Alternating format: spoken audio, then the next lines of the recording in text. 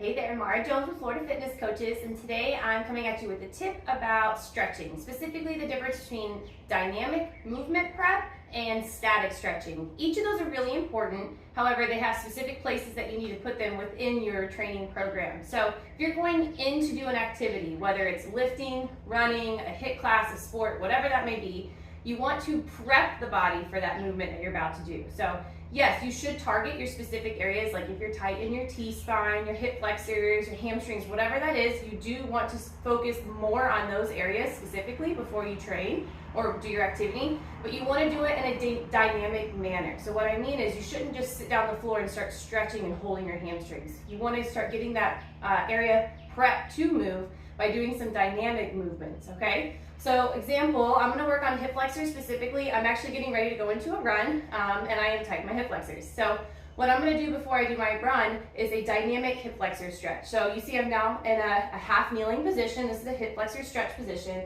I'm gonna take my butt, squeeze my glute, and kind of tuck it under, and then from there, I'm gonna pulse. So I'm gonna lean and come out of that stretch. Lean and come out of that stretch. So I'm dynamically moving and stretching, getting the blood flowing, but also opening up that specific area of my body before I do my activity. This will help prevent injury before I go into it, but I'm also not just holding and working against something cold. You're not going to make progress on an area by just staying in that position if you're going into it cold. So this is what I do before my workouts, that dynamic movement, and then I'm gonna pause in a second, I'll come back nice and sweaty, and you'll see what I do post-workout to statically stretch that area. All right, I'm back, I'm sweaty, and now it's time to do our static stretching. So if you didn't have time for a full workout and you still wanted to do the mobility work, you could do something like go for a 5-10 minute walk first, and then start with the dynamic stretches, and then lead into the static too. That's another option if you just wanted to really focus on just mobility in the mornings. At the very minimum, if you don't even have time for that walk, at least start with something, get your heart rate up, marching high knees, low impact jumping jacks.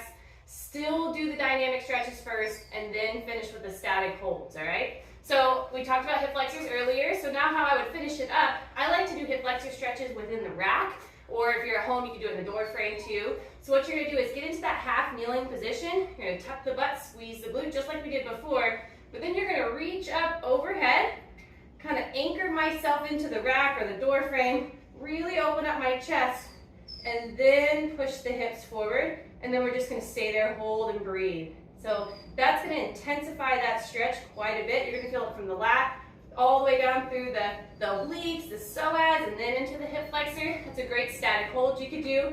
Another option would be what we call couch mobility stretch.